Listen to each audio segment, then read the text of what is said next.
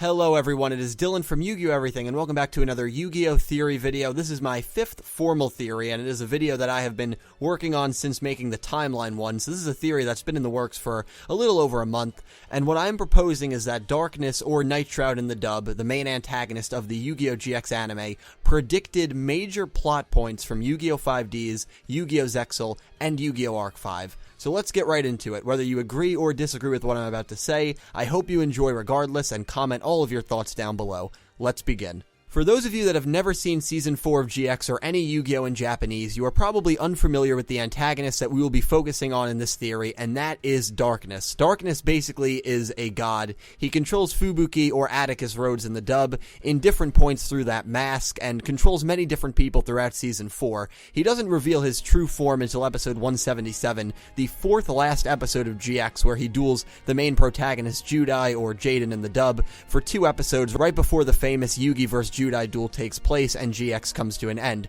So I'm sure a lot of you are wondering, where is this theory even coming from, Dylan? Well, thanks to a couple of people that pointed something out about this duel in my timeline video, I think we can use this to further link the original 3 shows with Zexal and Arc 5. This is almost like a 3-part theory, so I'll start with the first part. All of this speculation comes from dialogue that Darkness says during his duel with Judai, by the way. So let's take a look at this clip from episode 177 and pay attention to what Darkness says. 真実の始まりはあまりにも遠く遥かな昔何も存在しない暗闇に最初に1枚のカードが生まれたそして表と裏が決まり世界の始まりが訪れた In that clip, Darkness talks about a single card creating the entire universe. I'm sure a few of you are thinking, oh wow, in your heads right now, but if you're not, maybe that's because you haven't watched Yu-Gi-Oh! Zexal. The main storyline of Zexal is to find the Numeron Code, which is, and I quote straight from the Yu-Gi-Oh! Wikipedia, a powerful card which created all of reality. It has records of everything in the universe. It is literally exactly what Darkness described in his duel against Judai, a single card that created the entire universe. So now, between this seemingly glaring evidence, along with the dojo monsters in episode 15 of Zexal, I think it is nearly impossible to dispute that Zexal is not somehow canon to the first 3 shows, which is something that I have believed for quite a while now. But let me know what you guys think about that piece of dialogue. Let me know if it kind of blew your mind like it did with me when I first heard it, or if you think it's just another coincidence along with the dojo statues. Well, that was the first part of this theory, and clearly stated in the title, this theory is far from over. There is another piece of dialogue that Darkness says in the following episode that I think makes a major reference to the shows that would follow GX, 5Ds, Zexal, and Arc 5. While the Numeron Code reference is something that has been discussed online, albeit very minorly, I don't think anyone has ever discussed this potential connection that I'm about to delve into, so I definitely want to hear your opinions on this. Without further ado, let's take a look at what Darkness has to say in episode 178. 何時この世界をよく見渡してみるがよい何が起きているかをよく考えるのだ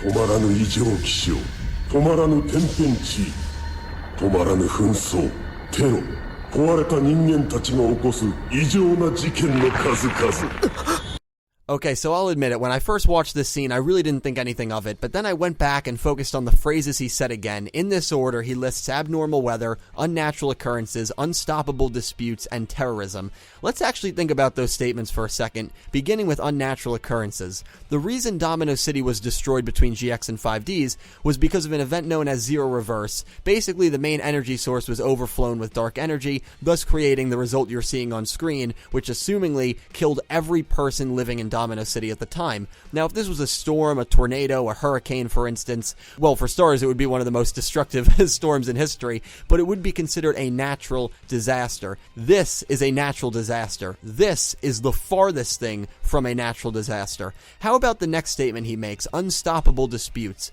Well, we already talked about how Darkness potentially references the Numeron Code in the first clip I showed you. I ask you, who was after the Numeron Code in Zexal? Astral World and Baryon World. You want to talk about an unstoppable dispute? These two worlds not only fought to the death in Zexal, but originally battled thousands of years prior to Zexal, meaning if Zexal is on the GX timeline, the duel between Dawn Thousand and Astral has already occurred, and that's why Darkness, who remember is a god, knows about it and knows about the existence of these two factions. The reason these two worlds were even going after the Numerode Code in the first place were to completely destroy each other.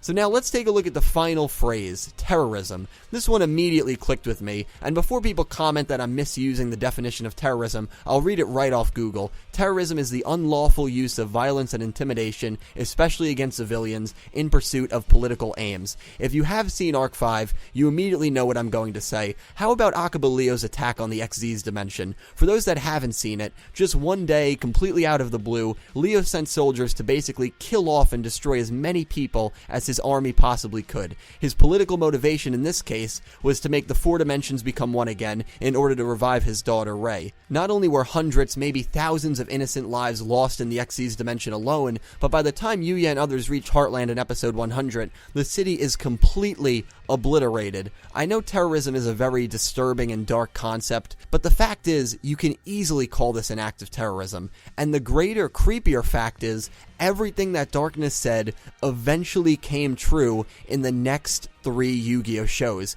Now, I noticeably skipped the first one, which was abnormal weather, and I honestly couldn't think of anything this could mean. Maybe it's a reference to the Mech Lord genocide when you had monsters literally raining down from the sky. Maybe it's a reference to dual monsters during the Doma arc when Darts was trying to revive the Great Leviathan and it came from the sky. For either of those to be the case, Darkness would have to be using this phrase as a metaphor where instead of talking about actual weather, he is referring to monsters literally raining down from the sky. And I mean, this guy doesn't really look like the most poetic of characters, so I really don't know if that's the case. And if you guys have any suggestions on what that could mean, definitely let me know down below. Maybe the 6th Yu-Gi-Oh show will have something to do with strange weather. Guess we will have to see. It is a shame he doesn't say anything after terrorism, because it would have been so cool to see if the next thing that he said would have been a plot point in the new Yu-Gi-Oh. I'm going to show you actually one final clip from the duel, and let me know what you think about this third and final proposal of the theory.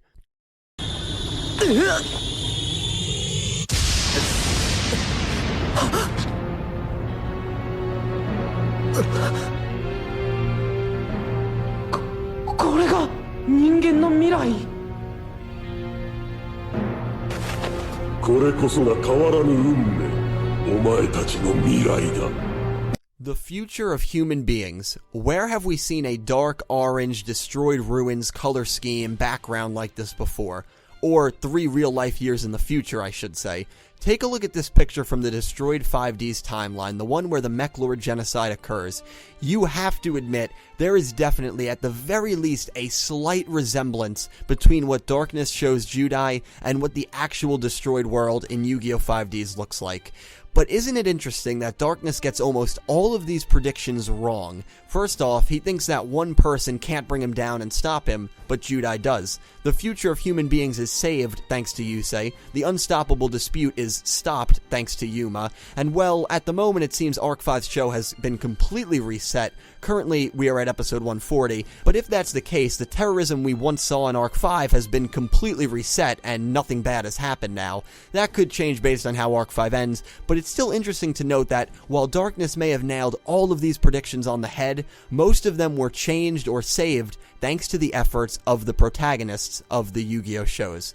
So what do you guys think? Now, I know the real flaw in this theory is just the fact that did the writers actually think to do something this clever, or is it just a strange coincidence? It is kind of tough to think that the writers thought about doing something like this and making it come true over the next decade and hope someone would catch it, but you have to admit, whether it is great future writing or purely coincidental, it still makes for a really cool debate. So anyway guys, thank you so much for watching. I really hope you enjoyed my theory that Darkness predicted the events of 5Ds, Zexal, and Arc 5. Please let me know your thoughts on this down below, and keep in mind, this is almost a 3-part theory, so let me know if you believe one of the 3 claims that I made, whether you believe all of them, or whether you believe none of them. And what I mean by that is, do you think that Darkness is in fact referencing the Numeron code when he talked about a single card? Do you think that the God of Darkness also knew major plot points that would occur on the timeline? And do you think he showed Judai that destroyed Mech Lord genocide 5D's future? I will talk to you guys in the comments below. As always, I hope you enjoyed the theory regardless. I thank you guys again so much for watching, and thank you so much for the support, and I hope you have an awesome day.